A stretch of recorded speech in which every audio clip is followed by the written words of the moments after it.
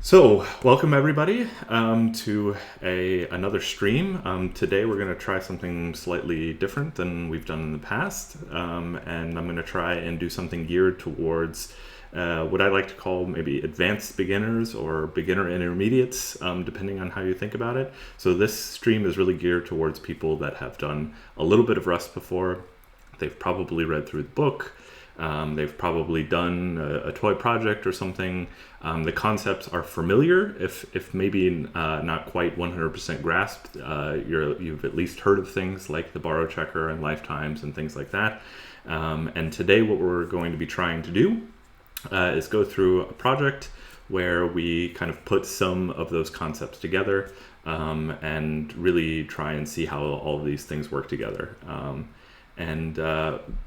Real quick, as I switch over to the browser scene here, this kind of came from the results of the 2019 Rust survey, which at the end, there's a conclusion at the very end, which basically says that we need more learning material for intermediate users. And it's kind of hard to know what an intermediate user is. Some people who are fairly competent in Rust claim that they're beginners. Some people who, or vice versa. So I'm not exactly sure what an intermediate user is, but what I'm aiming for today is kind of that advanced beginner. You've read through the book, you've heard of the concepts, and today we're going to put it all together. I want to give a quick shout out here to John, who's also been doing some streaming as well. I mean, if you've not checked out John's stream before, or his YouTube channel, please do. There's a ton of awesome stuff there. He's really super great. And he did on Wednesday a stream that kind of aimed at going specifically over lifetime annotations, which today we'll touch on briefly. But the truth of the matter is that lifetime annotations aren't needed a ton in Rust, and so this is a really specialized topic. I haven't watched his stream on this yet. I kind of wanted to go into this without being biased towards the topics that he touched, but knowing his past work, for sure, it was a great stream, and it seems like a lot of people enjoyed it from what I saw online. But today we're going to be doing something a little bit different. The most important part for those that are watching live right now is to ask questions. We're going to try and go through this, and in a way, I'm going to try to make a bunch of mistakes or try to go down paths that won't really work out fully, even though I've done this exercise before and I know how this code should work. So, depending on how much I remember of when I've done this kind of coding before, I may be biased towards not making mistakes, but please make sure that I do. So this is the first stream, perhaps in history, where people where I actually want to really make as many mistakes as possible, and I'm relying on the chat to make sure that happens. So what are we going to be doing today? Well, what we'll be doing is working on a small little library for doing a thread pool. And this is not going to be a library that people will actually use at the end of the day. There's a ton of things that it won't do. It's a very naive implementation. But the nice thing about the thread pool is that we really kind of have to dive into how lifetimes work, or how the borrow checker works, when things are dropped, how long things live for, things like that. As I said before, we won't really be annotating that a ton, but we still have to have an understanding of that, because the Rust compiler will complain when we do something that is not fully correct. And at the end of the day, what hopefully we should get out of it is a thread pool library that allows us to execute work on a pool of threads, where we kind of robin around the threads, and we'll write some tests for it, and even the tests will be illustrative of how we should think about the borrow checker and things like that.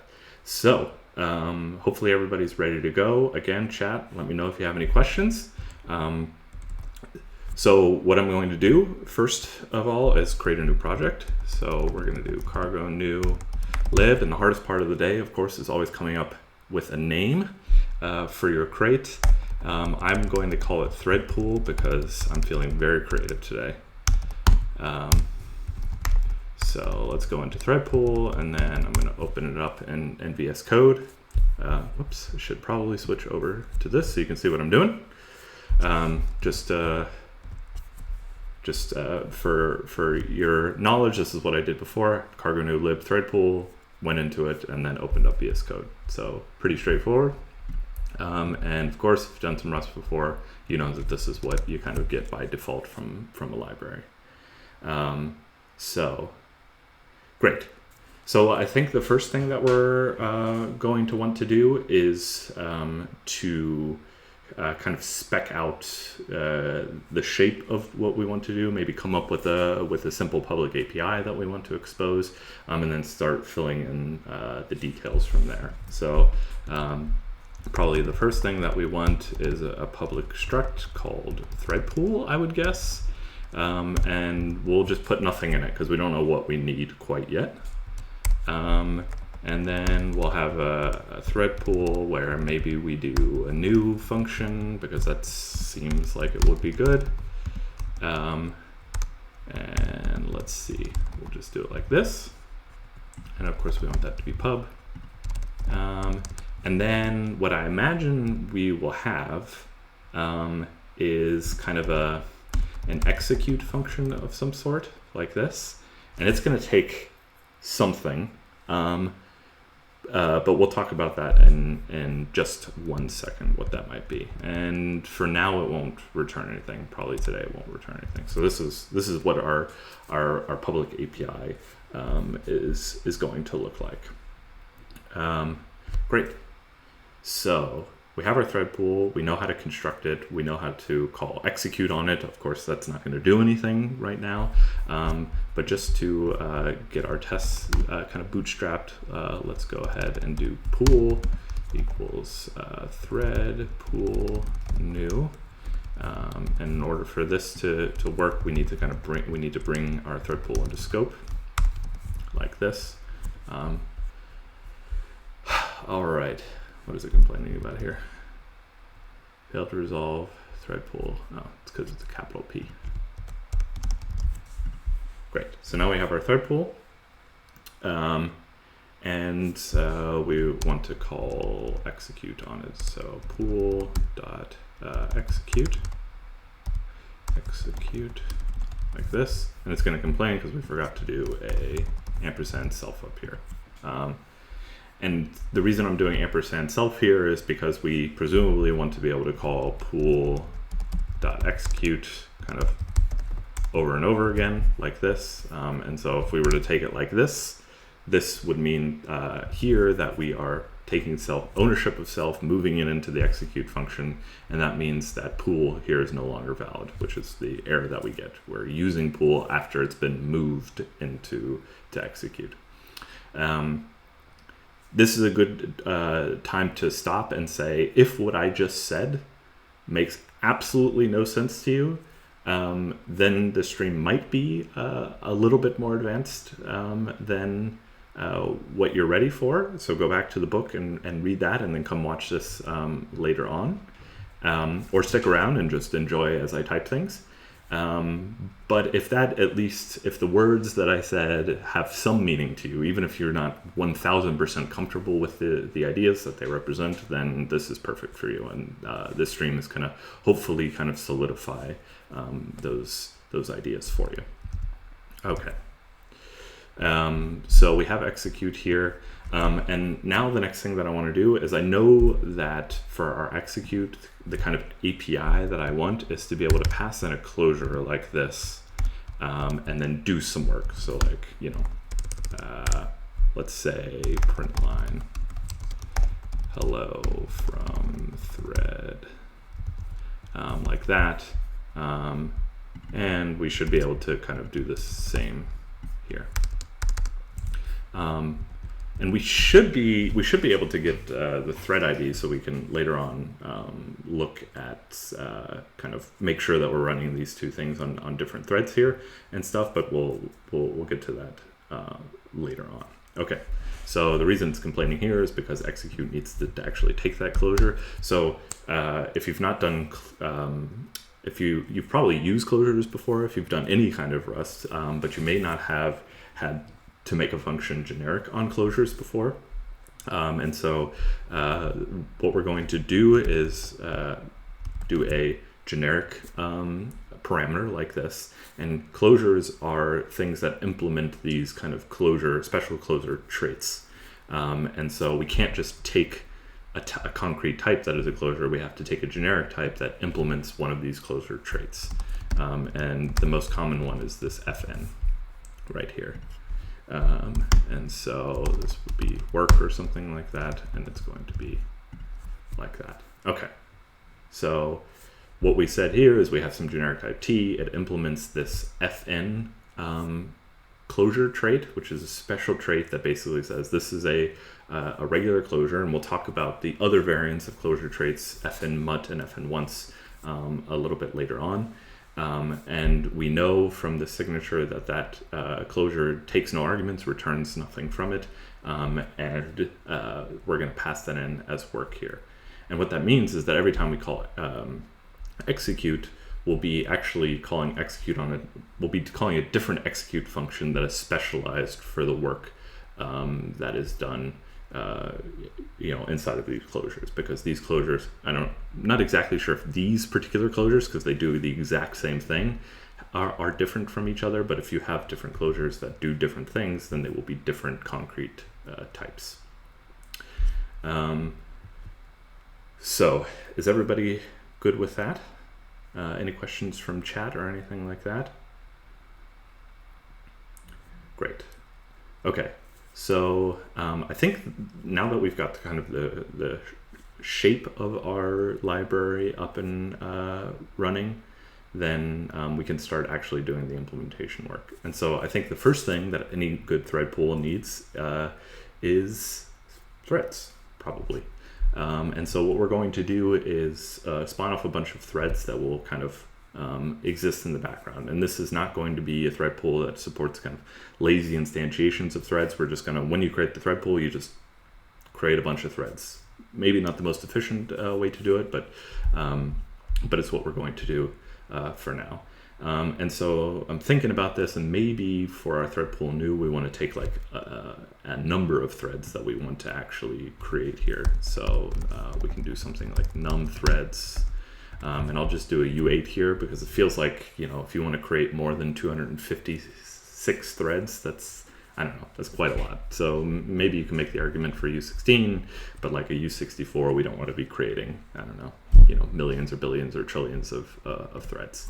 And so what we're going to do here is just do a simple for loop. So boom, for a blank and 0 to num threads. We're going to call standard thread spawn like that, and we have to pass in a closure. And so here we've actually spawned our thread, and of course spawn returns back a thread handle. This handle allows us to say, okay, this thread we want to block and wait for it to be done. So we can just get that handle back so that it stops complaining about it. And here it's saying, hey, I expected to find a semicolon. Where's my semicolon at? And so we go ahead and put that down there. Okay, so now we're going to have a bunch of threads, which is really great. And I don't know if we'll need it, but we can go ahead and just hold on to these thread handles. So let's do handles, and then we'll do standard thread, isn't thread handle or join handle, sorry.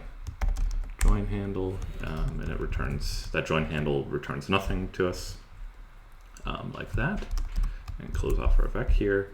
And then we can come down here and say handles like that. And so we need to, let's go ahead and turn this into a map real quick. And we will go ahead and do like this. So we're going to iterate over the range. map. We're going to ignore what we're getting there. And we're going to then collect into a vector. Let handles like this. Do we not need iter here? Yeah, we didn't need iter. Okay, cool. So now we are mapping over our range, and for everything we're spawning a thread and then collecting it into our vector of join handles and the whole way onto them. And we have to get rid of this. Awesome. And then down in our test is complaining because now we don't say the number of threads that we want, so let's just do 10 threads for now, and that should be good. Let's see, we have some questions here. Are these Rust threads directly mapped to OS thread, or is it something similar to Lightweight Go routine? So threads in Rust are OS threads. Way back in the day, before 1.0, Rust did have green threads. And they got rid of it. The reason for it is that Rust is meant to be a systems level language. It's meant to be, it's meant to have zero cost abstractions. And if you have green threads, you have to have some runtime that keeps track of those green threads. And so this kind of went against the Rust philosophy that if the Rust philosophy, I guess one way you could sum it up is any kind of abstraction, if it costs something, it should only cost something to you if you actively use it. And so if you don't use that abstraction, then it shouldn't have any cost to you at all. But green threads do have a cost whether you use them or not, because you need to start up a runtime. And so everybody would have a green thread runtime no matter if they use them or not. And so they were removed, and Tokyo or async standard or any of those runtimes now kind of have that idea built into them. And so when you use Tokyo, for instance, you go ahead and start up a Tokyo runtime, or async standard, you start up an async standard runtime, and then it gives you the ability to spawn tasks, which in effect is green threads. And let's see, difference between Tokyo threads and standard threads. Hopefully that explained it. And yeah, Tokyo thread. Tokyo and async standard, I think, both use the term task instead of thread to kind of avoid this confusion. But yeah, you can think of them like green threads, exactly. All right, awesome. Okay, so we have everything running. We have threads that we're going to spawn to, and now. What we need to do is figure out that how we're going to actually kick off the work. So every time we spawn a thread, what we want to do is have some way basically of, one second there. So we need to have some way of doing some work, checking that if there is some work to do, doing that work, and then looping back and figuring out if there's more work to do. And so I think a great way to do that would be inside of the spawn to literally just loop forever. And then we need to check for work. And if there, once work, do work, and then loop back kind of thing. And so the question is, how can we check for work? And a great thing that comes with the standard library, if we come back here, is channels, which are again going to be familiar for any Go programmers in here. Why is this not working? There we go. So here we have inside of standard sync MPSC, which stands for multi-producer single consumer FIFO queue, which allows us basically to send messages across threads, which is exactly what we want to do. And if you're familiar with Go, then Go has concepts just like this. I think what we want to do is have a sender and a receiver, and what the receiver will do is receive, will kind of inside of the thread, listen for work, do check if there's work, block if there's not work, and then once there is work, it will get it and do the work and then loop back around. And so what we want to do here is we're going to have a sender and a receiver. And you'll also oftentimes see this as TX and RX, like a transmission and a receiver. But I like, for today, I'm just going to spell it all out.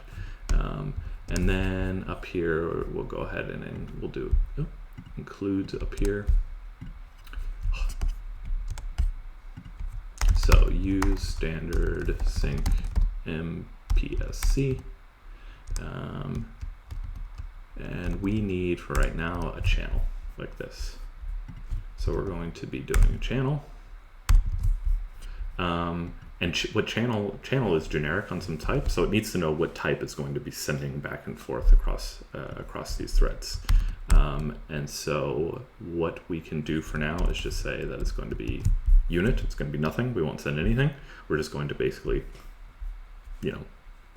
notify. This is another way to implement some kind of notification API that just says, hey, something happened. What we do now is our receiver, we're going to move that receiver into this thread here, and we're going to check for work. So we can do receiver dot receive right here.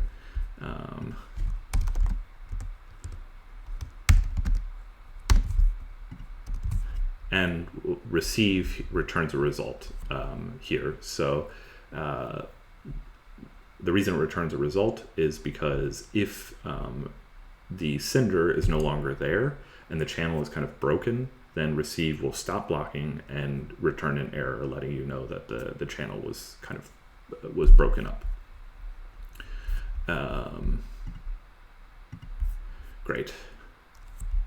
So we need to, I think for now, we'll just go ahead and do unwrap like this and just crash the program if the sender and receiver is kind of break up from each other. This is not what we should do, but we'll fix that a little bit later on. And then, so we've checked for work, and receive, again, it blocks on the current thread, which is this thread that we spawned. And when it gets a message, it then returns. And so here we'll have our message, and that basically signifies the work that needs to be done. And so the question now is, what work do we need to do?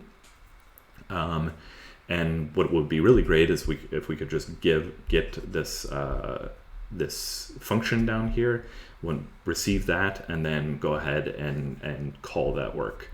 But of course, like if we come up here, we're sending right now a unit struct or a unit tuple here. That doesn't really tell us anything. We want to be able to do something like, like this, right? Like send me a function and then I'll call it. But of course, if we read this, it's like the size for value of type done standard ops fn cannot be known. What it's saying is that channel requires basically requires a type, not a trait. And fn again is a trait, so it really needs a concrete type. The reason for that is it needs to know the size of the thing that it's receiving for, and a trait has no size. A trait is just a compile time concept, whereas structs actually have a layout in memory. They have a defined size, so the compiler knows, okay, I need to reserve this much space on the stack and stuff like that. So we can't do that. Now, I think the best thing to do when you have a trait of some sort, and you just want to be able to work on things that implement that trait, but you don't care or even know what concrete type they are. They might be different concrete types, which is going to be the case with our closures here. These closures are going to be different types because every time a closure is created that captures its environment differently or whatever, it has a different concrete type. It's some magical compiler type or whatever. But when we don't care about that or don't know about it or can't know about it, the best thing to do is to take that trait and box it and put it on the heap so that we can call the trait methods in a way that's called dynamic dispatch. We basically say, put it on the heap. I don't know what it is, but I know that it has these functions, and let me call these functions through a virtual table, a vtable. And so what we want to do here is do this. And we'll get a warning here where it says, this is a trait object. This is an object where we call its methods through a vtable, and it's not yet quite a hard error, but in the future you will be required to explicitly notate that in the syntax and say this thing is dynamic. It's a trait object. It's dynamically dispatched. There is no static dispatch with this dyn. So again, the object that we're sending over our channel is a box. It's a heap allocated pointer, and it points to a function, a closure of some sort, and we can call that closure through that pointer, basically. So this will work. So now what we're getting back here is our work that we want to do, and again, this is our boxed, dynamic function here, dynamic closure, and of course, we just want to call work like that. So this is great. I'm going to stop real quick. I think there was a question, and wait if anybody has any other questions about why we needed to box, about what dynamic dispatch is, anything like that. More than happy to answer those. Let's see. 0 ... num threads yields a slice is the question. No, it does not yield a slice. This is let's see if I can get, you can actually see it right here. It's a range. It's a range of U8s that we have there. And ranges are simply, a start and an end, two numbers together. All right. Okay, so another question we got was, what is boxed dynamic dispatch? Okay, so let's explain that one more time. When you call a function in Rust, like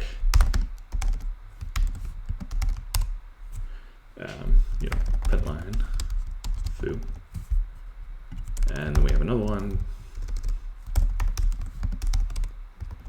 If I call foo here, foo is really a function inside of my binary, and when we call foo, it's simply what will happen is we jump to this function and we call it, and of course there are, really at the end of the day, there's a whole bunch of things that needs to happen, like we need to put the arguments somewhere, like in registers or on the stack, blah, blah, blah. We don't need to worry about that, but really at the end of the day, this is just a straight function call.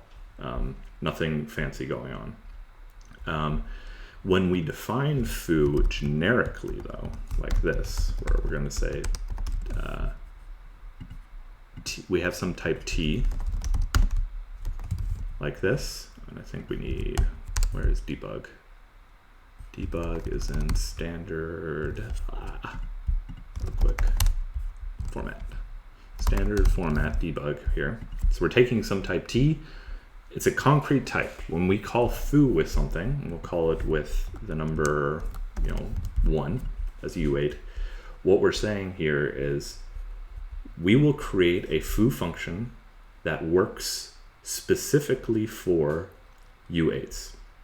And if we call it again right here, where the item is a string like this, then there will be another function in our binary that is specifically meant for strings. So now in our binary that we've created, there will be two foo functions, one that's specialized on U8s and one that's specialized on strings. And if we call foo with different items, it will keep on creating more and more special foo functions. Of course, if we call foo here with 2 U8, then these two foos are the same thing, and this foo is another foo that's specialized just for strings. Okay, this is the technical term for this is monomorphization. So you're basically creating a function for every concrete type of thing that implements the trait that you've set for. And what's awesome about this is it's very fast. It's simply a function call, and you have a specialized function for every single type that you created. The thing that's not so great about it is that if you use this function with a ton of different types, then you'll have copies of your function for all these different types, and that might blow up your binary size. So what you gain in speed, you'll lose in binary size. Now let's say we don't want to do that. What we want to do is say, give me one foo function, and I don't care what the concrete type is. I don't know what it is. I don't want to know. All I know is that it's something that implements the debug trait. What that means is we, instead of calling some type T that happens to implement debug like this, we're going to say we are taking literally the debug trait like this. This won't work. And the reason that it won't work is the debug trait is just some compile time fantasy. It doesn't really exist in our program. It's simply a trait. It's a collection of methods that something might implement.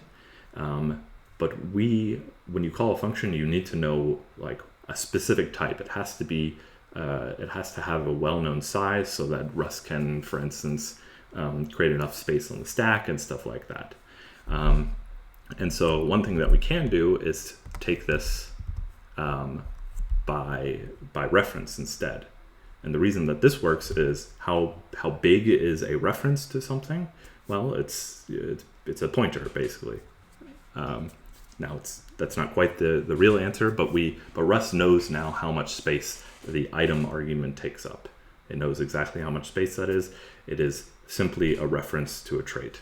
And of course, we're getting the same complaint here that we got above that I'll show you, that this used to work, but we need to be explicit now that this is just a trait. So we do ampersand done now. And so item here now is some pointer to debug.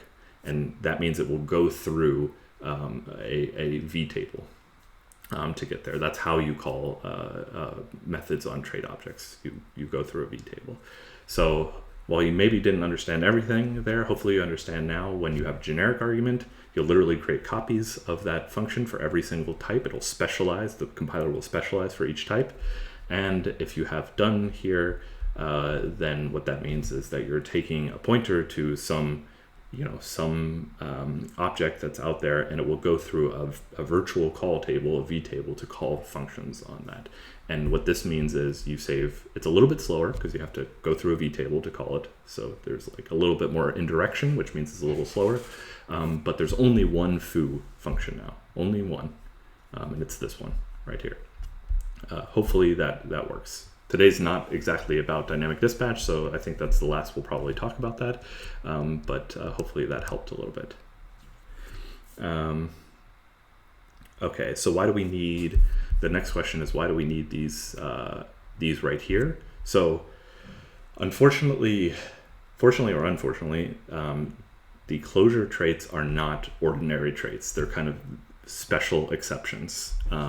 And the reason that they're special exceptions is because closures are very complicated.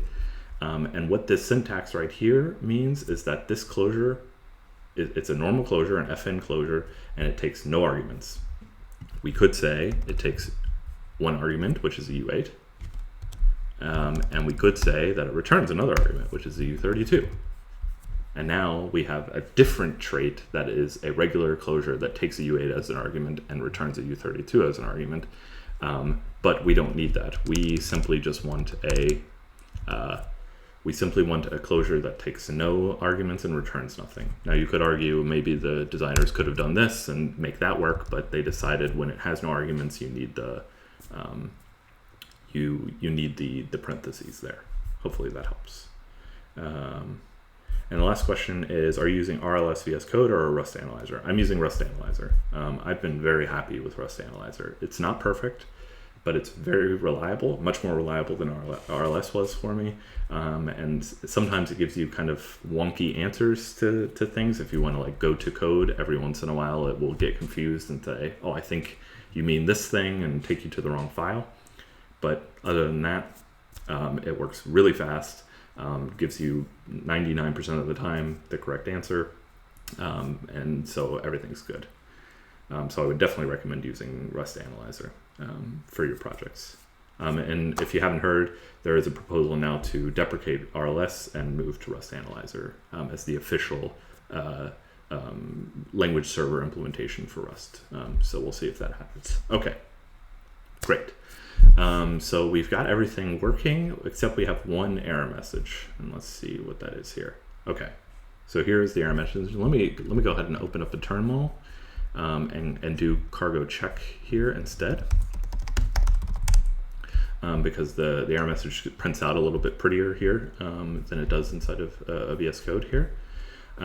So what we have here is it says this receiver of our boxed function cannot be shared between threads safely. Okay, so we know it thinks correctly, might I add, that this receiver type here is not thread safe. That's what this says. Cannot be shared safely between threads. And the reason that it knows that is because the trait sync is not implemented. And let's pop over here to sync and read about what sync is. So types for which it is safe to share references of that type between threads. So this is where you can synchronize between threads. So again, it's a big error message, but really when you read something like this, the important thing to remember is when it says cannot be shared between threads safely, like it says right here, then what you should understand by that is that it is not thread safe. This thing cannot be synchronized between threads.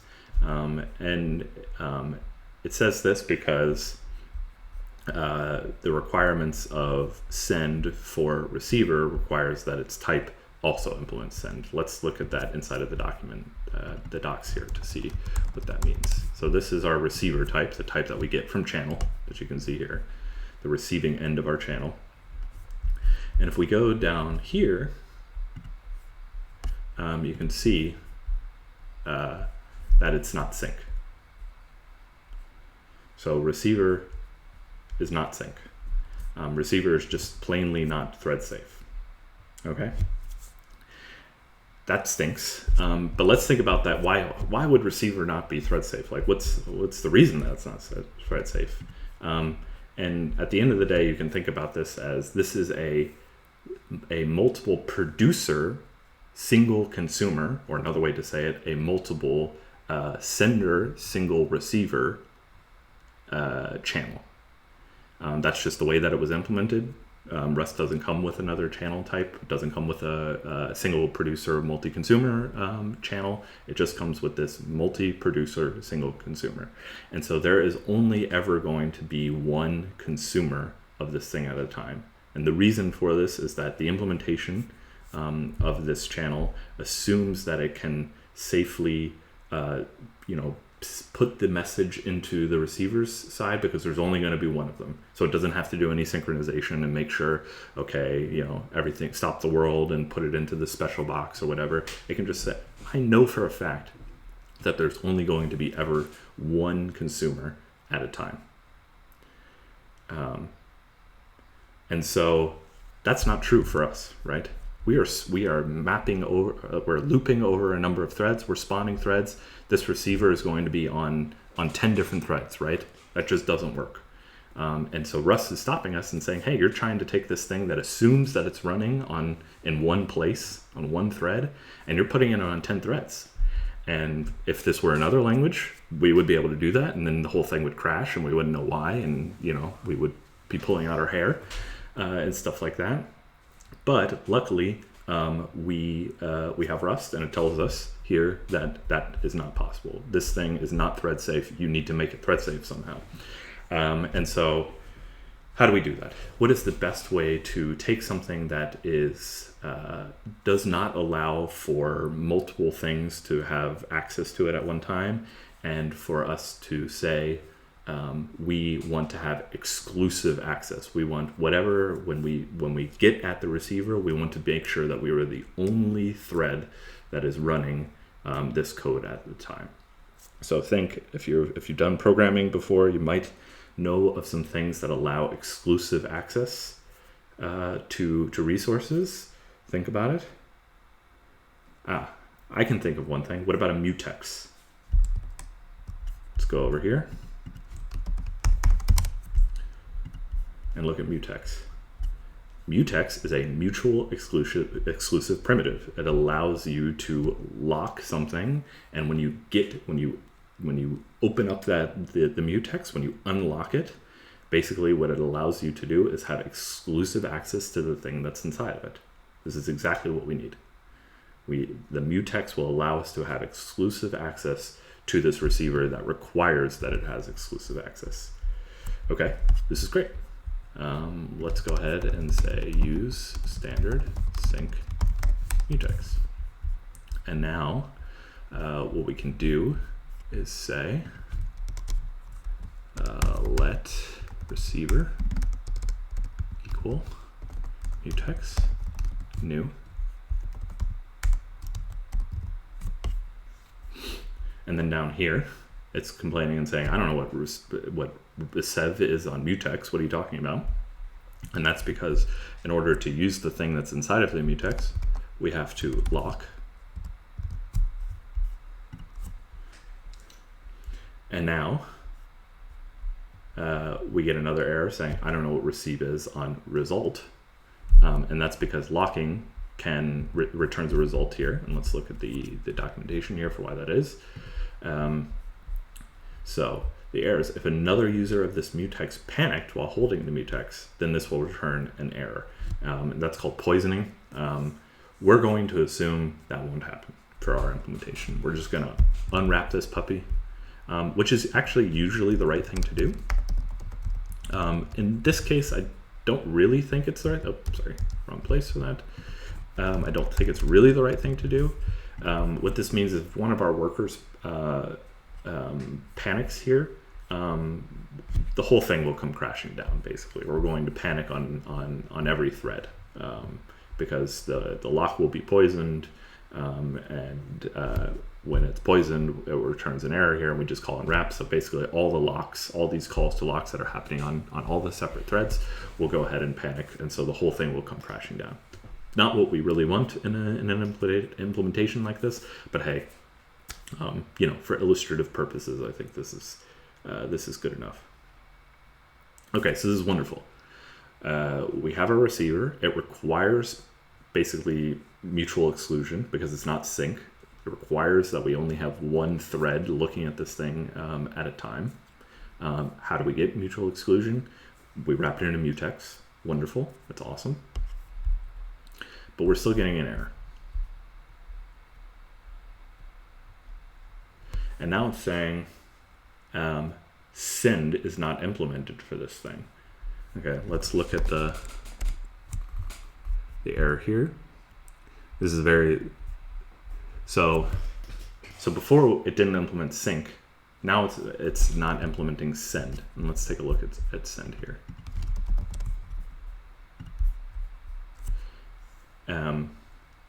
Send means that we can transfer this thing across thread boundaries. We can take it from one thread and put it onto another. What sync was, you have two things on different threads and they can stay kind of in sync with each other. Send is you can send this to another thread. And it turns out that when we look at mutex here, mutex is only send and it's only sync if the thing that it implements is also send here. And so basically if we go back, if we go back to send here, you can see that it's even giving us a hint. An example of a non-send type is the reference count RC. So when we use RC, when we're reference count here is a single threaded reference count. but its cousin arc is send because it uses atomic reference counting. When you increment the reference count in an arc, it does that atomically, which means that it can handle being on multiple threads there. And so really what we need to do is make sure that our mutex here can be used from multiple threads. Needs to be able to implement sync. I'm going to stop here real quick for any questions.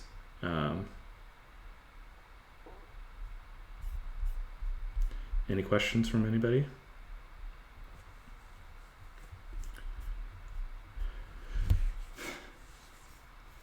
So I don't see any questions. So the problem that we have here is a little bit subtle. We're trying to send this receiver across threads. The issue that we're facing here is made a little bit more difficult by the fact that we have closures here, and closures are a little bit clever. And let me illustrate a point where this makes it difficult. What type is receiver right here? Well, it says it's a mutex receiver, box, FN, FN, blah, blah, blah, it's all this thing. But that's not really true. When we look at lock here, we can see it takes an ampersand self. And so we don't need ownership of receiver here to call lock. We simply need a reference to it. And Rust closures are so clever that they can they look at your code inside here and say, okay, I'm capturing a receiver here from its environment. What is the minimum amount that I need from this thing to get this code to compile?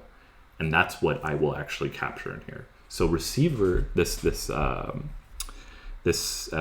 closure right here is not taking ownership of receiver. Receiver is not being moved in here. Receiver won't be destroyed at the end of here. Receiver continues to exist up here. Instead, right here, what we're doing is we're getting a reference to receiver, because that's all we need. We only need a reference to receiver, but that's actually not what we really want. We want a way to tell Rust, no, seriously, like, I want you to move this thing onto this other thread. I know you only technically need a reference to get this thing to work, when you're kind of looking inside here, but trust me here, I want to take this thing and I want to move ownership onto this other thread. And the way that we do that is by doing move here. And now what we're telling Rust is say, don't be so clever with these closures. Don't look at lock here and say, well, it only needs ampersand self, so I'll only capture a reference to this receiver. I don't care what it needs. I really want you to move this receiver onto it. So now receiver, this loop in here, receiver here is an owned value. And when this thing goes out of scope here, it will be destroyed. And so it doesn't matter that lock only needs self. We actually have ownership of the receiver here instead. Okay? Cool. Because closures are special like this, and the fact that they kind of understand what they're capturing and try and do the right thing of like using the minimum amount that they need to get things to work, ironically, that helpfulness ends up sometimes meaning that the code won't work, because what is needed right here is not what we actually need overall in our program. Okay. And because of that, what I find when I get into really hairy situations with closures is I sometimes try and eliminate using them, which I don't normally like to say, because most of the time closures are fantastic and you should use them. But sometimes it's quite nice to not have to like deal with the magic of closures of how are they capturing their environment and stuff like that. Sometimes it's nice to just say, you know what, we're not going to use a closure here, and we're going to go and use a regular for loop instead. Now, I'm just saying this as kind of a debug tip, and we'll take a look at that in a second, how it helps us. It is totally possible to get this code working relatively easily with closures, but I just want to show you how it can help us debug a little bit. So we're going to switch back to a for loop real quick. And now what we need to do is collect our handles into a vector of some sort. And so we get a handle here, and now we need to call handles.push like this. And then of course push our handle on. So effectively what we have here, and we don't need these anymore. Effectively what we have here is the same exact thing that we had before, except we're using a for loop instead of a closure with our map function. So these are kind of equivalent code, except we don't use a closure now. Okay.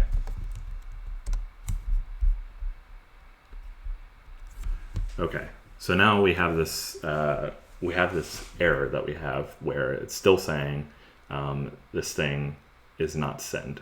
Okay, and it's saying that because the implementation of send does not work for what we're doing here. So really what we need to be able to do is when we move our ownership into here, we need to be able to see when receiver will actually be destroyed. We don't know that right now. Think about this. When will receiver be destroyed right now? Well, we loop over these number of threads, we spawn a thread, receiver has been moved into this thread here. That means this thread here has ownership of receiver, and that means that at the end right here, after we've called spawn right here, then our receiver will be destroyed. And of course we're looping over again, and so this doesn't even make sense. We've moved receiver onto the thread here,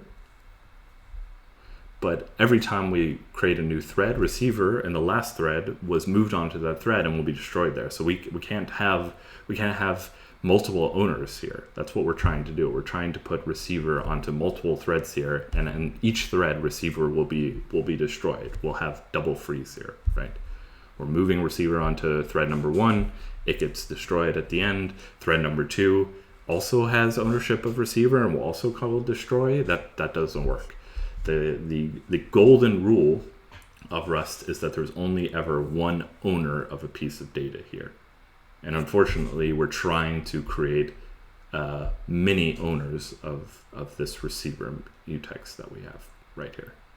Does that make sense to everybody? Just think, when you get into a situation like this, you have to think, this thing that I'm sending onto this thread, or this thing that I'm moving somewhere else, am I doing it multiple times here? When I'm looping over and creating a new thread, spawning a new thread, I've moved this receiver, because of this move keyword here, onto this thread. And then when we loop again here in our number of threads, I'm going to try to move the receiver onto another thread. So I'll have multiple owners. That can't happen. And so you get to a point where you say, okay, we've got multiple owners. We need multiple owners. How do I take something and allow it to have multiple owners? And we've already seen the answer here. The answer is arc.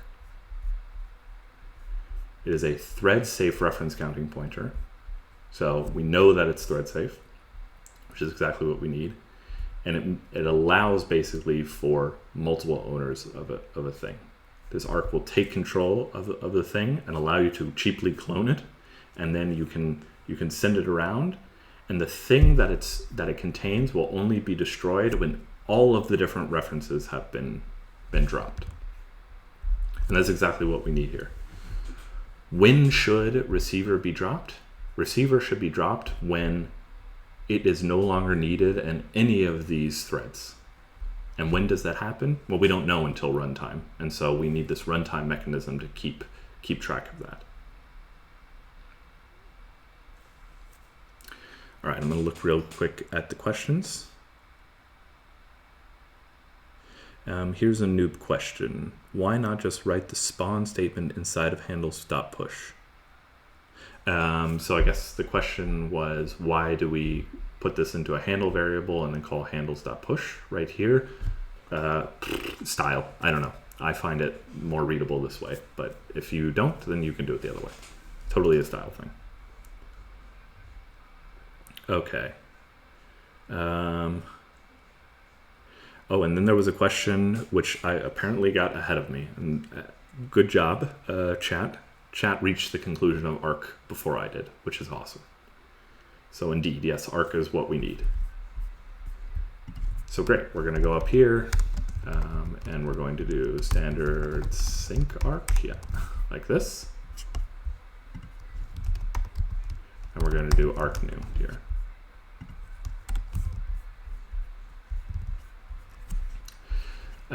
By the way, this is a very common pattern. You will see arc mutexes quite often. The reason is because you have mutexes for exclusive access, and you have arc to be able to have multiple owners.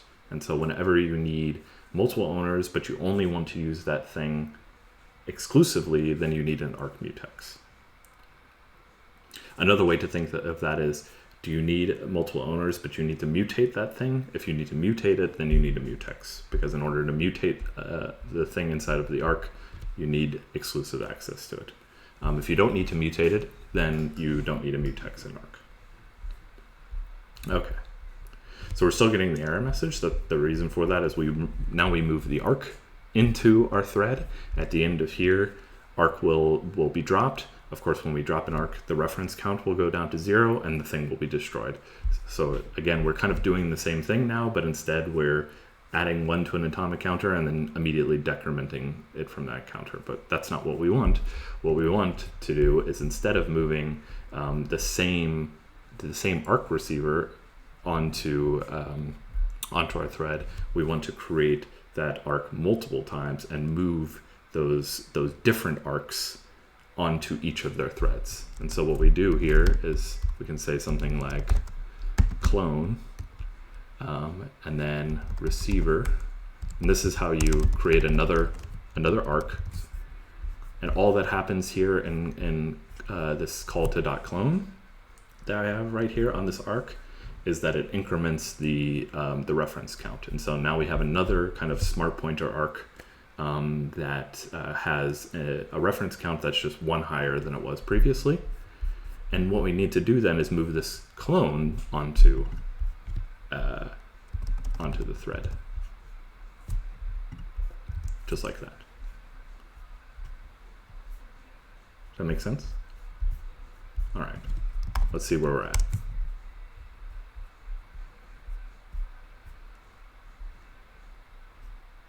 So we finally reached the point where we've done everything right, but it's still not working.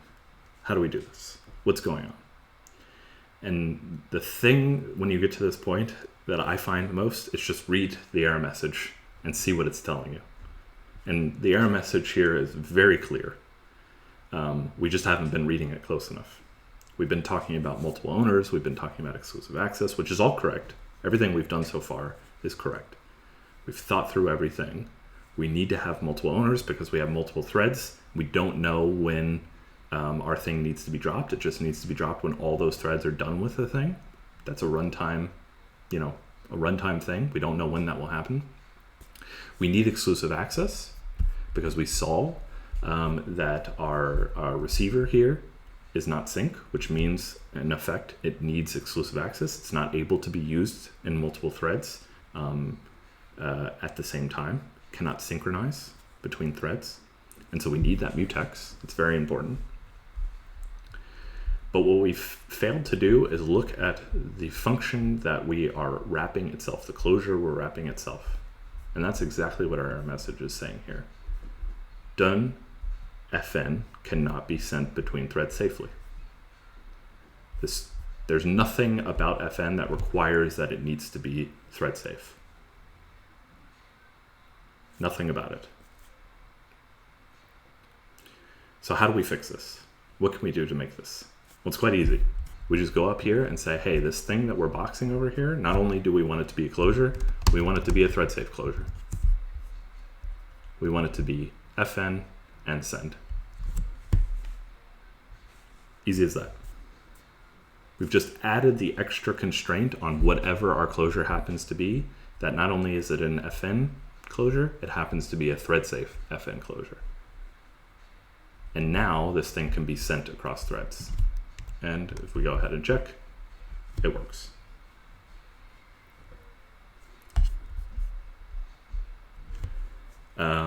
Any questions about that? So we're move now on to how to send our work onto our channel. So there was a question, can we just use a reference to arc instead of cloning it? No, we cannot. So let's try that real quick. We're going to try, instead of cloning the arc, we're going to take a reference to it instead.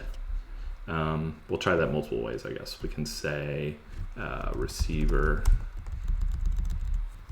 like this. And what it's saying is receiver doesn't live long enough. Let's take a look at here is much better.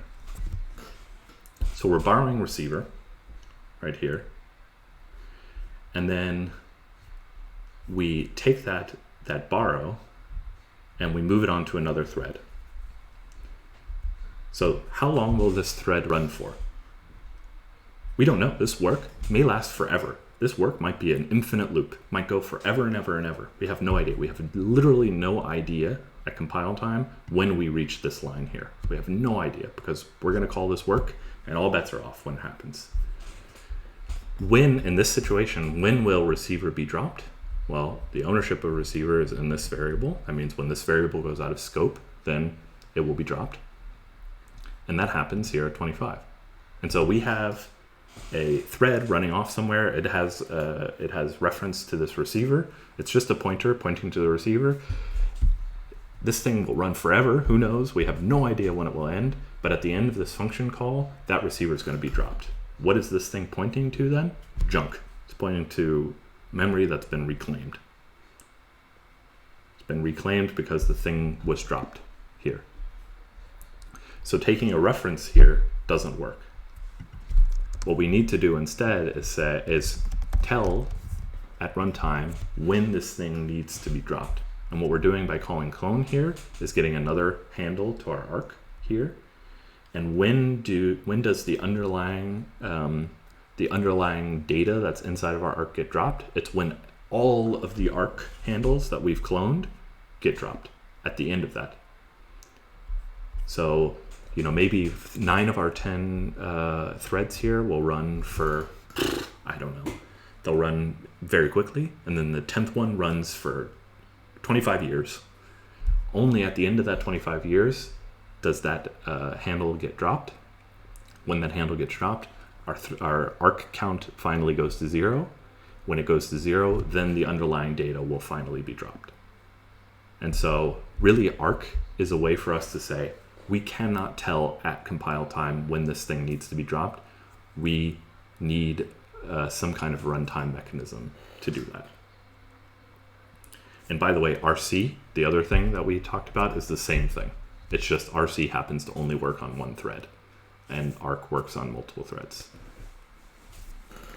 Hopefully that makes sense. Any more questions before we get to how to do execute?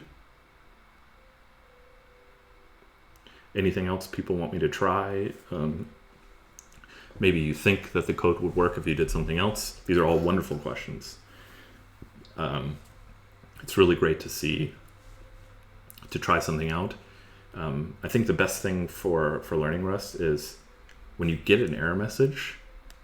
It's very tempting at the beginning when you're trying to learn something, you're trying to get something to work, to just throw a clone on it, do whatever, stop doing something, you just want to get the code to work. But once you start getting more comfortable with your Rust, what you need to do is take a step back. When you get an error message, really try to understand why you're getting that error. What's really happening here? What is the error actually trying to tell you? Because only then will you start becoming comfortable enough to not write that code in the first place. So there's another question here. What's the difference between clone and copy in this case? So clone and copy are very different. And they're very similar. The best way to understand clone and copy is that clone is an explicit way to clone something, an explicit way to create two copies of it. Whereas copy, what it does is it gets rid of the idea of moving. So you don't move when, let's write an example here.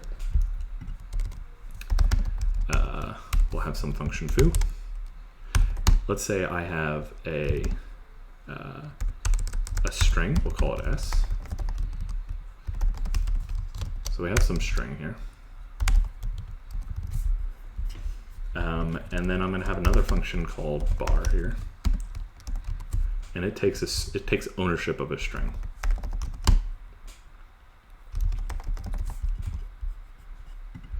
So another way to think of this is bar takes ownership of string here. What does that mean? When we call bar with a string, it will move into this bar function, and at the end of the bar function, string will be dropped. Because when do things get dropped? When the value that owns it goes out of scope here. And so if we want to call bar with our string here, we can do that, that's fine. When is s going to get dropped here? It will get dropped at the end of when bar is called. So we move s into bar gets called, string gets dropped at the end of it. And if we try and call bar again on s, here we won't be able to do it because it says, hey, you moved s into bar. You moved ownership into bar. It's going to be dropped at the end of the bar. Bar's taking care of it now. It's taken care of at the end of the bar. But you're trying to use it again. The thing's already been cleaned up. The memory that string was holding on to has been reclaimed. It's gone. The string doesn't exist anymore, and that's what the compiler is telling you here. Let's look at it in. Move occurs because s has type string, which isn't copy, which we're going to talk about in a second, and we moved s into bar, and then you tried to use it again. You can't do that. So how do we get around this? Well, okay, let's have multiple versions of this thing. We'll call clone. And now we're moving the clone, the copy of s into bar, and then we move s into bar here. And of course, if we call bar again, we're going to get the same error. So how do we keep going? Well, we call clone again. And now you have 3 separate strings that get destroyed at 3 separate times. But let's take a look at something interesting. If I do this, here we're going to have these error messages. But let's change this to be a U8. We'll call this N now.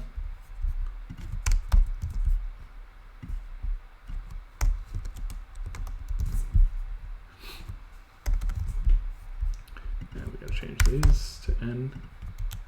I don't know why I changed from S to N, just because it feels better. That's totally irrelevant. This compiles.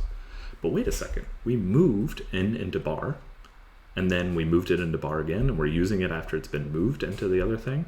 Why is that? Why does this code work, but the other code didn't? That's because 1 here is copy. What that means is instead of these move semantics, where we move things into functions, and then they can't be used after they're moved, copy means that, forget all that, these things will be copied automatically for you. So instead of move, we just automatically copy. And think about it, for a number or whatever, who cares? It's a number. Like, it's actually cheaper in some cases to copy the thing into bar than it would be to take a reference or something like that. So like, it's fine. We're just going to copy this thing. But we can't do that with strings. Strings own their value on the heap. And so if we were to copy them, then we'd have multiple pointers to the same thing. That's, if you want that, use another language. That we don't allow that in Rust, because when that string gets dropped, who should clean up that memory on the heap? We don't know. There's multiple copies. If we didn't know, we would wrap it in an arc, and there you go. Then it happens when the arc gets dropped enough times that the reference count goes to 0. Hopefully that helps with it. Did that answer your question? You said clone and copy in this case. Hopefully that answered why we have to clone here. We're cloning here because we are creating multiple copies. We want to be explicit about it. We still want these arcs to have move semantics. We just, when we call clone, we get another handle, but we don't want that to happen automatically for us. Great, we have another question. Was your advice for Rust beginners who don't code Rust in their daily jobs? It's tough. It's tough if you don't do it in your daily job, and if you don't have free time, which is totally fine. If you don't have free time to do coding on top of your job, you don't have to kill yourself. But Rust is clearly a more complicated language than some other languages, because it cares very deeply about performance, and so it needs you to be, it gives you a lot of tools to be quite productive, but at the end of the day, if we had a garbage collector, we wouldn't have to worry about arc, because the garbage collector takes care of us. Swift, for instance, its garbage collector is arc. It wraps all its values in arc. It's not all of them. It has some smarts about when it doesn't need to do that, but Swift does this for us. But in Rust, Rust is very, very careful about imposing things on you. And so you have to be very aware of that. And the only way to really get a handle on that is by doing more exercises. Watch my stream, watch John's stream, do some coding practices, try and get involved in an open source project, reinvent something. Doesn't matter if your open source project is something completely, has been done a billion times before. Do it again. You'll learn a lot. Maybe your way will be better than others, but if it's not, who cares? You've learned. The best project I ever did was implement a chip 8 emulator, which is a very simple old emulator. It's been done a million times. It's basically the hello world of emulators. Anybody who has done an emulator has probably done a chip 8 emulator before. But it was awesome. I loved it. Did I do it better than other people? No, but I learned so much. And so, just go ahead and do what you want and have fun with it, and you'll learn. I hope that helps. Last question real quick. How then does clone differ from cow? Real quick, we'll talk about cow is not on our list for things that we wanted to talk about today. But we'll touch on it real briefly. So cow is an abstraction here. Cow stands for copy on write. And what cow allows you to do is say, I don't know. Sometimes I might have a borrowed value, a value that's borrowed, and sometimes I might have a value that's owned, and I want to be able to use this function with either. If I own the value, this function should work, and if I'm just borrowing the value, this function should also work. Let's see their example that they have here. So here, what they're doing is maybe you have an owned kind of collection of I32s, or maybe you're just borrowing this collection of I32s. This apps all should work for either. Doesn't matter if you own the thing or borrow the thing. And so this is really just a way to abstract over that. I don't care if I own it or I'm borrowing it. It should work either way. Hope that helped. Cool. We're going to go on real quick. So this is great. We've started up our thread pool. Let me get a drink real quick. We started up our thread pool. We have a sender and receiver where we can send our closure that we've put on the heap somewhere. We don't know what type of closure it is. We just know we can call it.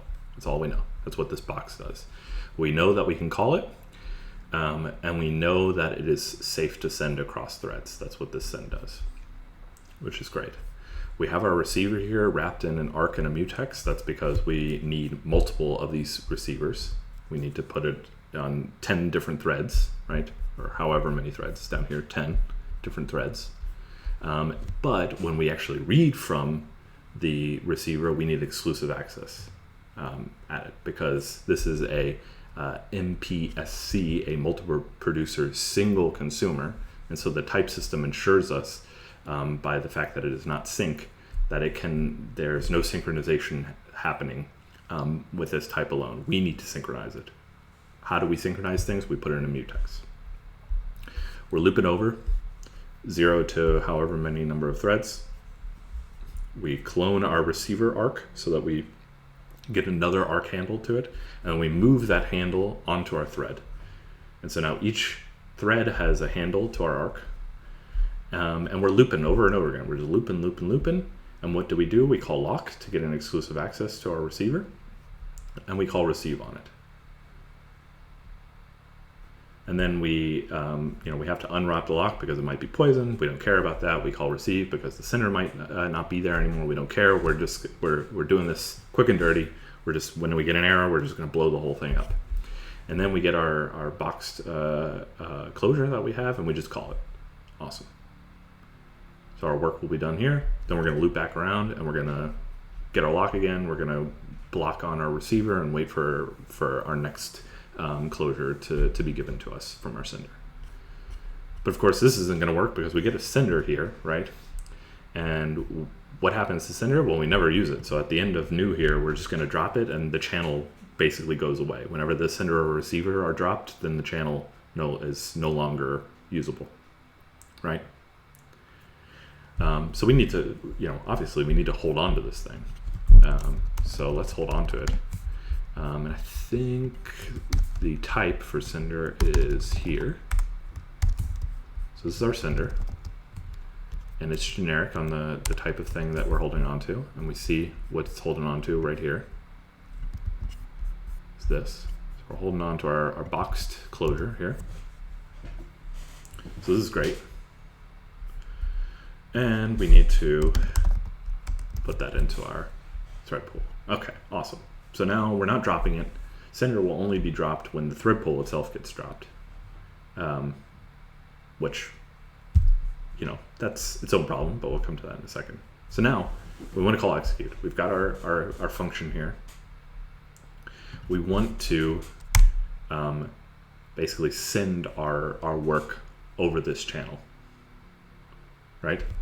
And so pretty straightforward. We can get our sender like this, and then there's a send on it, and it takes whatever type T it is. If we do like this, we'll get an error because it says, hey, I'm expecting a boxed thing, and you're giving me this type T here, which happens to be a closure, but I'm expecting a thing on the heap. Okay, so let's put it on the heap. We're now boxing it. This is awesome. Okay, good. But wait, hey, type T here can't be sent between threads safely because it doesn't implement send. And we said this thing's got to be thread safe because we're sending it across threads down here, right? That's why we put this here. But Rust is saying, hey, the thing that you're calling execute with might not be thread safe. And if we were to send a non-thread safe closure over this, we would, put that on, we would send it to a thread, and horrible things would happen. Or not, which is even worse, right? We don't know what would happen. And so how do we ensure that this thing is thread safe? Well, pretty easy. Well, this thing is not only a closure, but it's also send, right? So we have one last error that we're getting to. And I'm gonna pop this up here.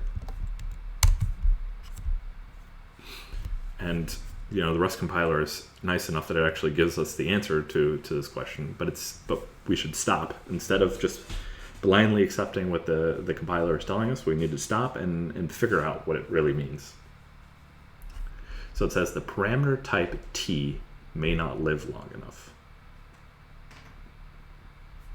And it gives us some help. And spoiler alert, the help is exactly what we want, but let's understand what it means by this. So the type T here is any type T. We don't know what it is. As long as it implements this closure trait, and as long as it implements send, it's thread safe, or it's sendable across threads is a better way to say that, then this should work. But what if type T is itself a reference to something? So in other words, what if we call execute down here not like this, but like this?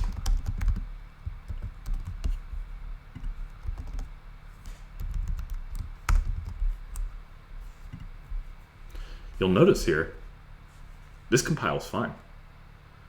This is totally fine from this perspective, right? Because all up here that we've said is that we need a thing that implements fn and send, which, by the way, references to closures implement fn, and this closure is send, and references to something that are send.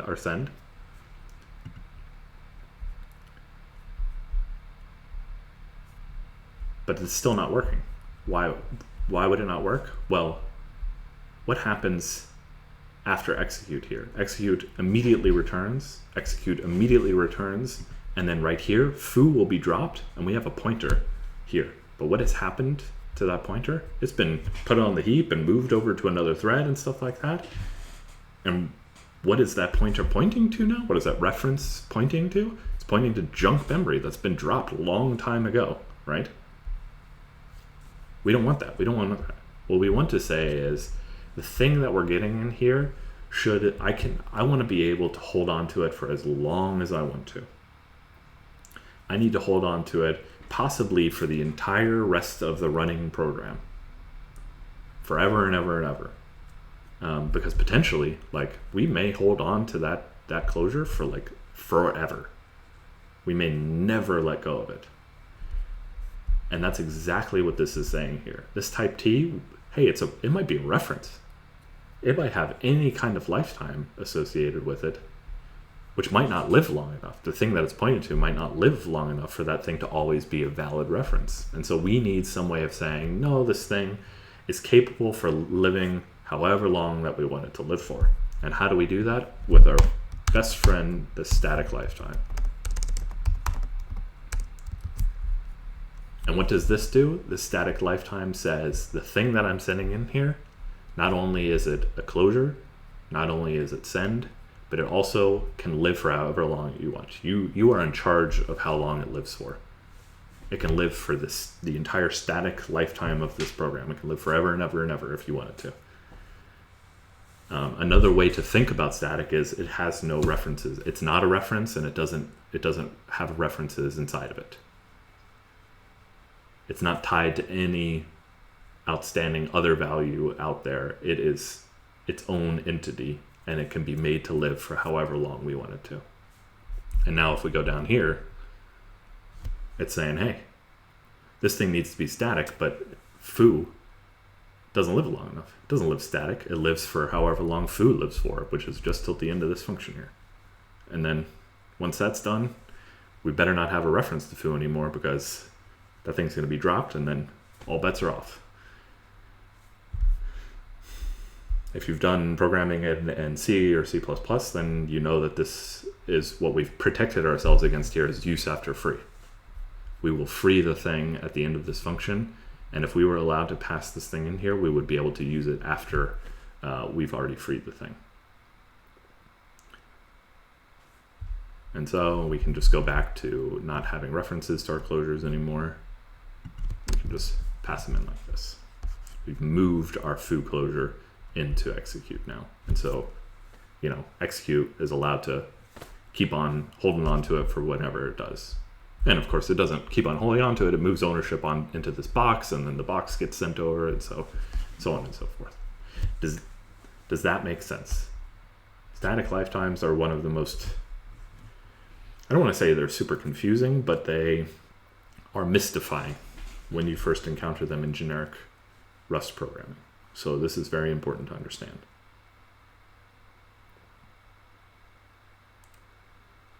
Any questions? All right. We're getting a warning here, by the way.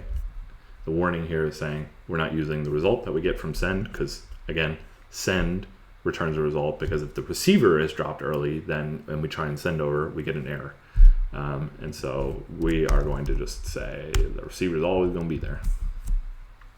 Again, maybe not the best thing to do, but for now it's fine.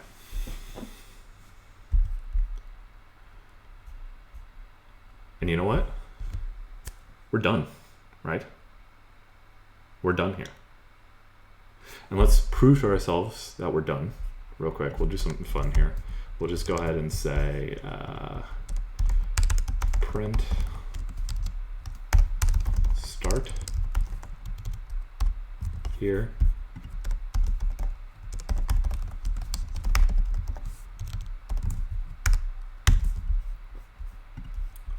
So before we do the work, we'll print start, and after we finish the work, we'll print finish.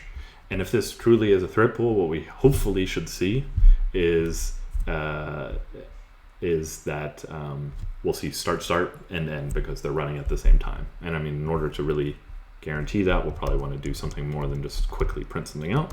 So we can do standard thread sleep, and we want to sleep for duration from sex 1. So we'll sleep for 1 second on this thing. And I think that we should be able, can we do this? This is actually, I'm not sure. Yeah, I think we can. Cool. So we're going to execute foo twice here. And of course we had to clone because this thing is not copy, like we've talked about before. Okay. And so hopefully what we see here is interlaced starts and ends. So let's go here and run our test. Yep.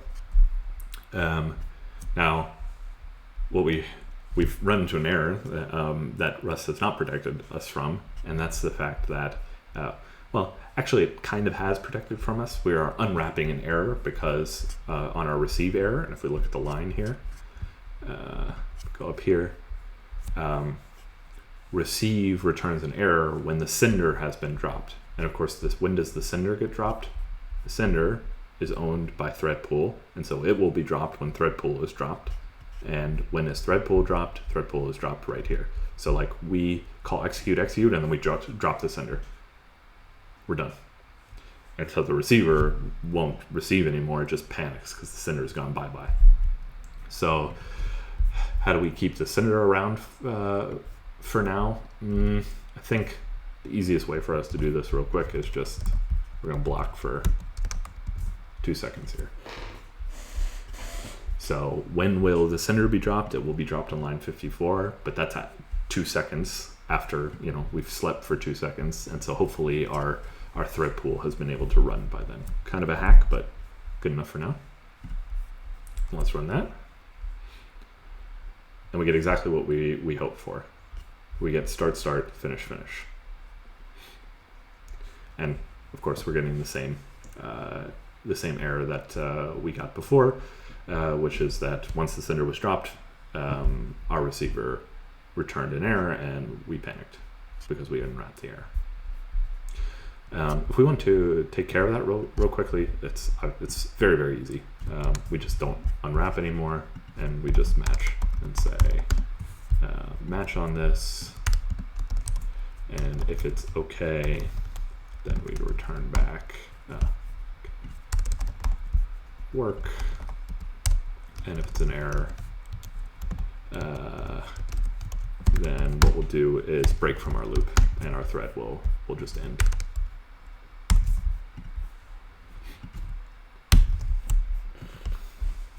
And so now, as soon as we get an error, and we'll get an error when our sender is dropped, then we'll just break, and our worker will have a graceful shutdown then. And so let's just run the test one more time. Start, finish, no panic. Great. Awesome. Any questions?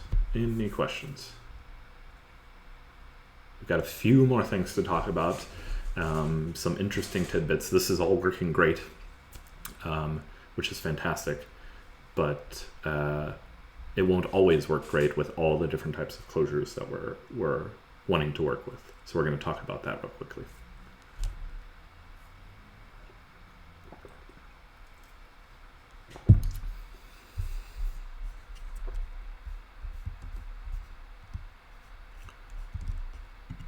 All right. There was one question. Am I going to push this to GitHub? Yes. I already actually this particular exercise was part of what am I looking for here? Part of a workshop that I have given before.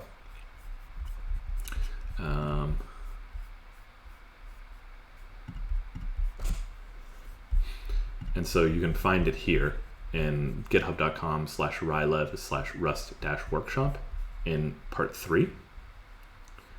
And here's the challenge that we have. Spoiler alert, we're going to get to that in just a second.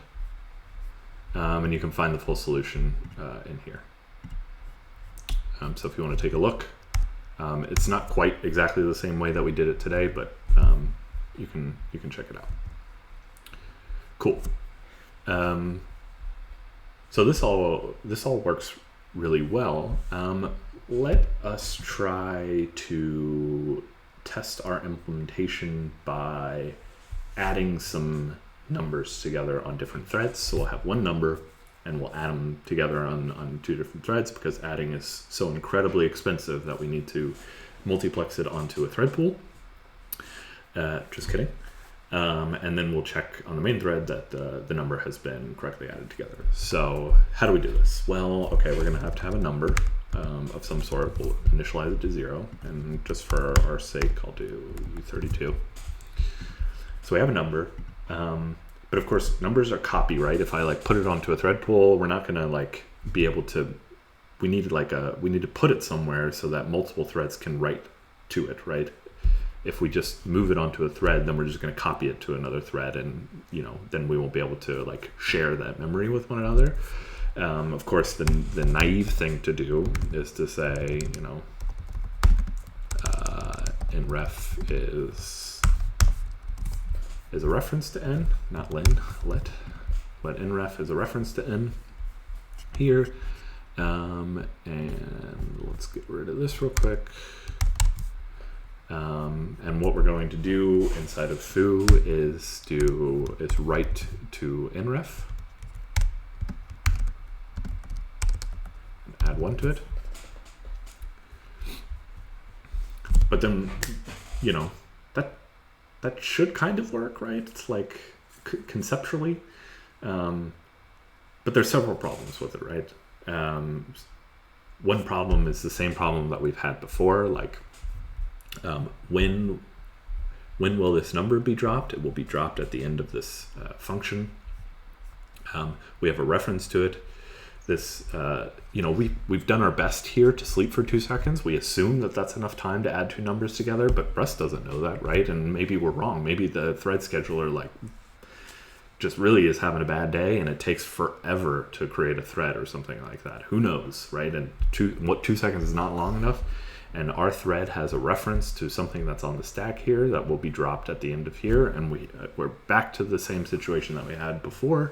We're back to the situation where we have a reference to junk memory, which Rust just does not allow, right? Okay, so we can't have that.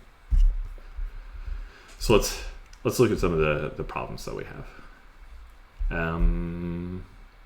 Let me look at that second. Yeah.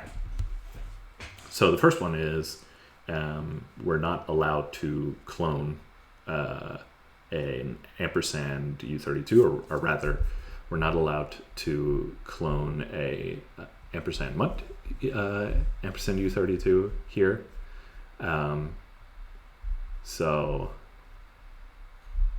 So that's not good. Of course, we can change that to this and get a better error message than we had before. So we're not allowed to clone this thing. You're just not allowed to clone. You're not allowed to just magically create two mutable references to something. That would violate a whole bunch of different things. You can only have one mutable reference to something. So that won't work. What can we do instead? This will eventually error right here. Let's move on to this. This is a more interesting error that we have here. So we expected a closure that implements the fn trait. Oops. It implements the fn trait. That's what we've always said. We execute will take fn. But the closure implements fn mut. What is this fn mut thing? Okay, let's look at the docs real quick. Going back here. Fn mut. So the version of the call operator that takes a mutable receiver. I don't like this sentence. This one's much better. Instances of fn mut can be called repeatedly and may mute state. So how does that differ from our plain old fn trait that we had before? Fn traits may be called repeatedly, may be called as many times as we want to call them, but they may not mute state. And this is, again, some magic with Rust closures here. It can tell we're trying to mutate some state that we've captured. And so what closure trait does this implement for us? Well, it just decides, I need to mutate state. I must be an fn mut. And, we are expecting just an fn, right? So this should be a fairly easy fix, right? Luckily, we can go up here. We can say this is an fn mut instead of an fn. We want to be able to. Another thing to think about is that fn muts are basically sub traits of fn, and so anything that is an fn mut is also an fn. So we are strictly gaining capability here. We're gaining the capability of being able to mutate state inside of our captured state inside of this closure. We need to make that change up here, and we need to make the change down here.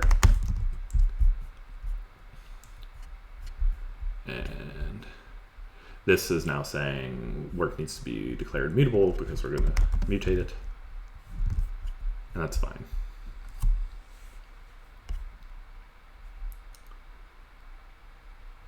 So can't borrow n as mutable. That's easy to fix. This error right here was the error that we were talking about before. N does not live long enough. We're passing this this ampersand mut somewhere, and it needs to be, our execute here needs to be static. This thing needs to be able to live for as long as possible, but we're passing in a reference here. Like, we can't do that. This closure is only allowed to live for as long as n is alive, and n will be long gone before execute allowed to return. So this just doesn't work. That's just not going to happen. Let's comment this out real quick. So we're good now if we do that, but now we need to figure out how do we get a number that we are allowed to have on multiple threads, and we don't know when this number we don't know when we should drop the number, but we need to have a pointer to a number, or a number that we can mutate, but we just don't know when to drop that thing. So one thing you might expect to be able to do is, okay, we need multiple owners here. Can we do this? If we need multiple owners, then let's just wrap it in an arc, and we should be good to go, like this.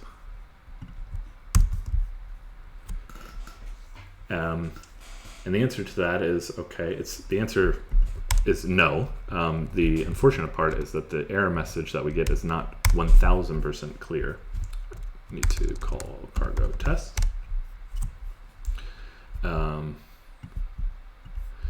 The first thing it's saying is Just there's no plus equals on this thing. And you're like, okay, no plus equals. What about equals in ref plus? And then it's like, no. Can't add an integer and a ampersand mut-u32. And you're like, what's going on? Well, the reason is when we dereference nref, we're dereferencing the arc. So what are we getting right here? We're getting the ampersand u32. So we need to dereference again. And we need to dereference again here. And now we're going to get the real answer to our question. The real answer to our question is you cannot assign to data in an arc. Arc just does not implement deref mut. You can't have an arc and then reach in and modify the thing inside of an arc. Arc is for having multiple owners, but it does not give you exclusive access. So you're not allowed to assume exclusive access. And what is ampersand mut at the end of the day? Ampersand mut at the end of the day is saying I have exclusive access. If you have ampersand mut of something, you can be sure that you have exclusive access to that thing. But Arc doesn't give you that guarantee. What gives you that guarantee? A mutex. But we don't want to go down the mutex route with a number. Come on, that's ridiculous. So we need a way here of modifying the thing inside of our arc. We need a way of having exclusive access to the thing inside of the arc. Or I shouldn't say we need exclusive access. We need a way to modify the number that we're looking at without having exclusive access, because Arc just doesn't give that to us. Luckily for numbers, there's a way to do that actually.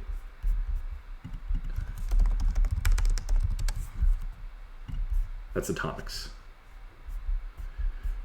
What these right here are types that provide primitive shared memory communication between threads. So you can with primitives, you can have, if we look down here at atomic U32, for instance,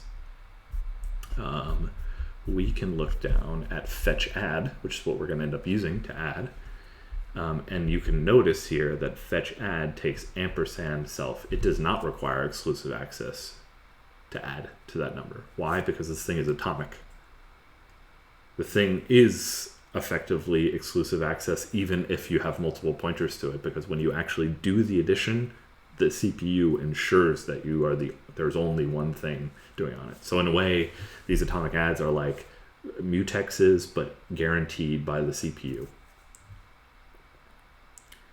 And we won't be talking about what ordering is, because that's a whole nother topic that's very long and very interesting, and I'm not the most qualified person to answer it. But now we see here what atomic U32 is it gives us an integer type that we can share between threads. It basically allows us to have an integer that we can share between threads and modify between threads.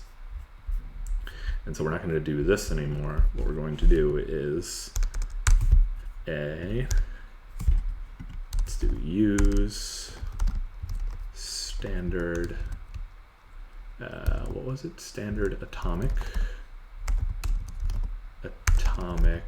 U32.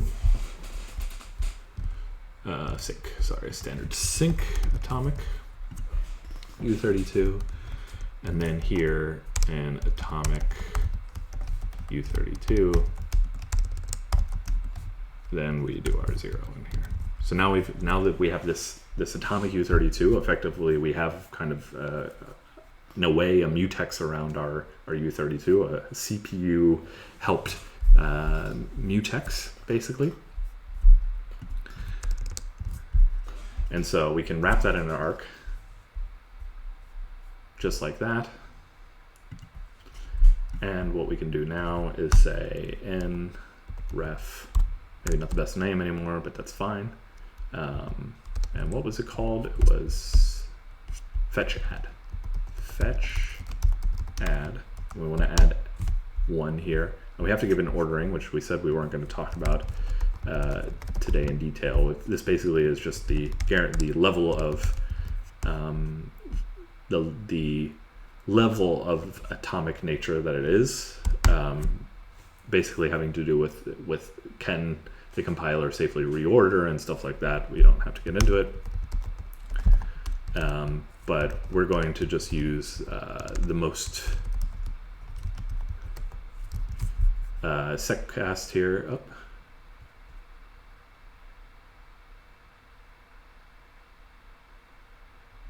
What is it called?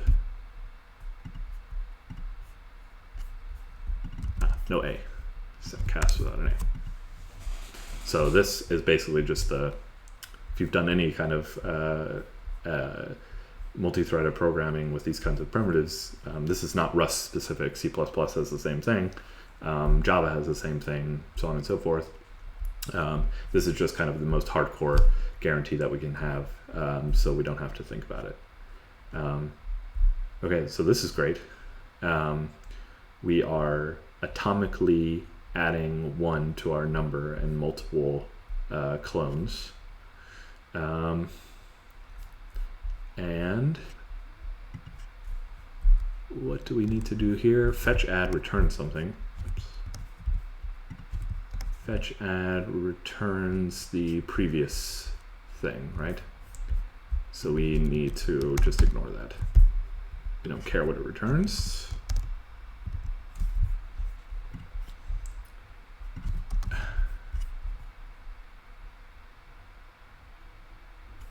All right. We don't need this. And we're back to an old friend that we've seen before. We have this error. The closure may outlive the current function. It borrows inref. This is going back to the same thing of where closures are trying to help. What the closure is doing is looking and saying, this fetch add here that we've looked at, fetch add takes an ampersand self. And so what gets captured inside of this closure? Just a reference. Just a reference here. That's all that gets captured. And so if we only have a reference in here, then we're back to the old problem that we've had before, where this n will be dropped, but we have a reference to it. We're back to that problem again. And so what we want to say is, no, let's move this arc, atomic U32 into this closure. And how do we do that? With move. And then, we should call clone on that because it's not copy. And so this worked. Let's run the test and see. Oh, we should probably, instead of this, this doesn't need to be. Let's in ref dot fetch. What is it?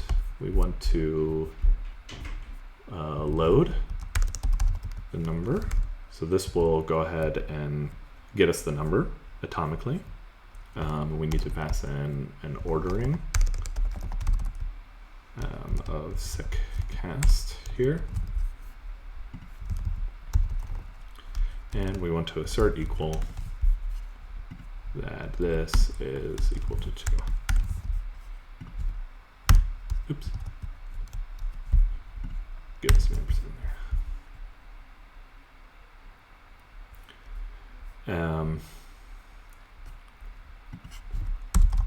And now it's complaining here that we are trying to use nref, which has been moved. And of course it has been in here. We've moved it into here without cloning it. So if we clone this instead now, oh no, it still doesn't work.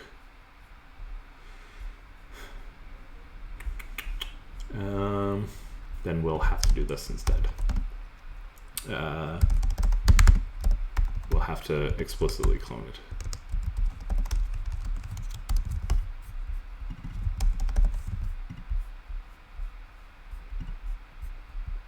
And so now we can do that and hopefully everything will work fine. Yep, and it passes. All right, we're reaching the end of the time. I wanted to end just before the end of the hour. I I want to ask if anybody has any questions. Then I'm going to end with some potential exercise for you to do on your own.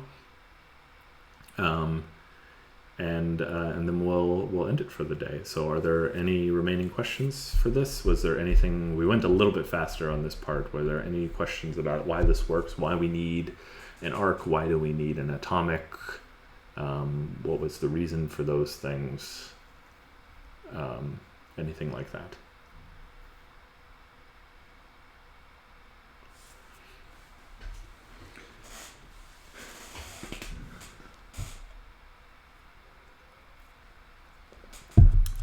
All right, it doesn't seem like there are any questions. Just to end for the day, we moved from... it seems there was a previous question. Can you repeat the question? My chat refreshed, so I don't have access to it. Sorry about that. Yes, I will post this code in a gist. It's also in here on GitHub. github.com/RyLevRest Workshop. But I'll go ahead and copy that into a gist now. Oops. I'll do it down here. And can send that into the chat as well.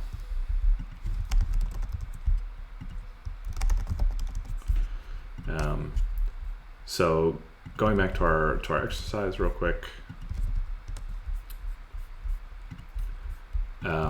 We changed from fn to fn mut because we wanted the ability to mutate inside of the closures that we accept.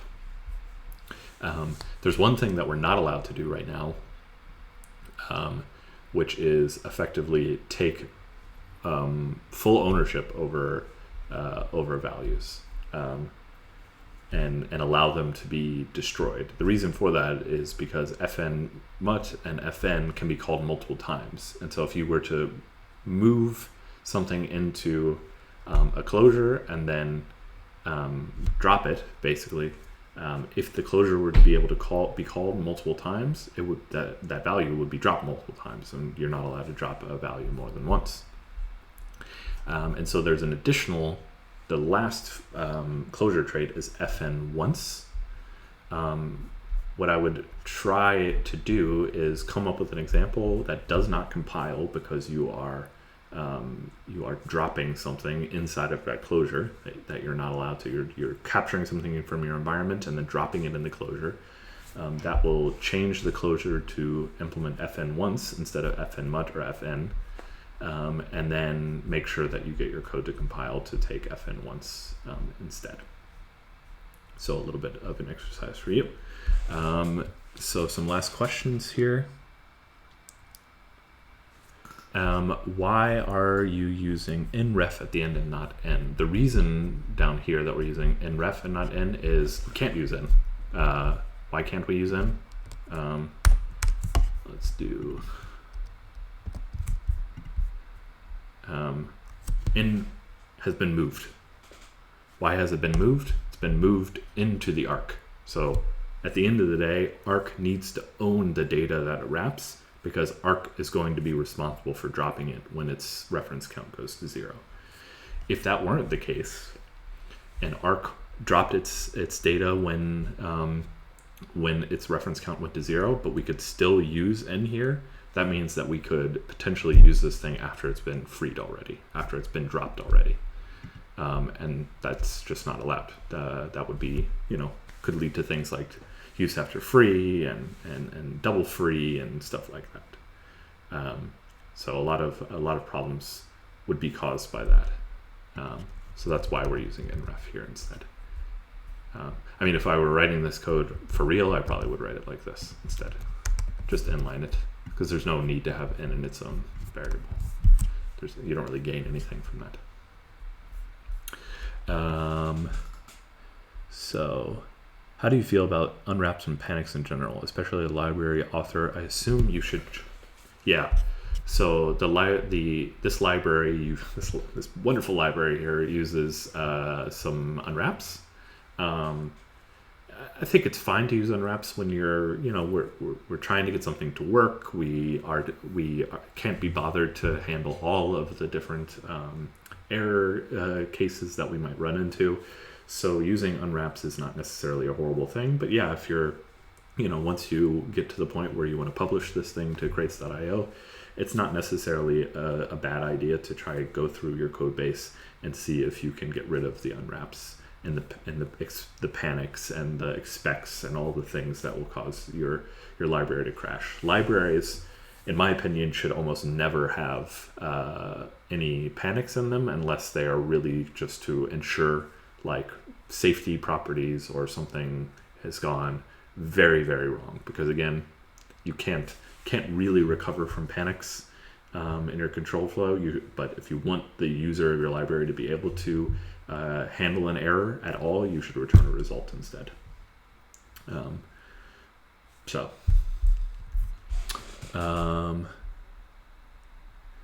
Let's see here. And last question, how would one go about removing unwraps? I think it's important. So we removed one unwrap in this program, right? We removed the unwrap right here. And the way that we did that was we went to the receive documentation. So if we go to receiver, and then we go to receive here, and we tried to figure out like, why will this thing return an error? And we can read in the documentation that if the corresponding sender to this receiver has disconnected, or it disconnects while this call is blocking, then this call will wake up and return an error. So basically we get an error if the sender is gone, if the sender's been, lost somewhere, it's been dropped or whatever. And so what we did is say, well, what should we do when the sender is no longer there? Well, it makes sense if the sender is no longer there, we're not going to get any more work. So what we should do instead is we should just end our handle here.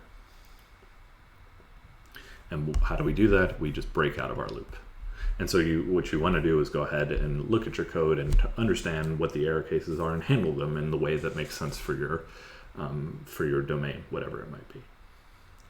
All right. I want to thank everybody for a great stream.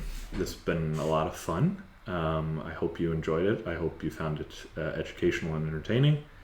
And hopefully we can do this again. Please, real quick, a shameless plug for you to follow me on the Twitters. Let me, if I can get to it. Twitter.com/Ryan_Levick. That's where you can find me tweeting about mostly Rustlang stuff. Give me a follow there. Let me know what you thought of the stream, what you would improve, and hopefully we'll see you again on another stream in the future. Thanks a bunch, everybody. See you around.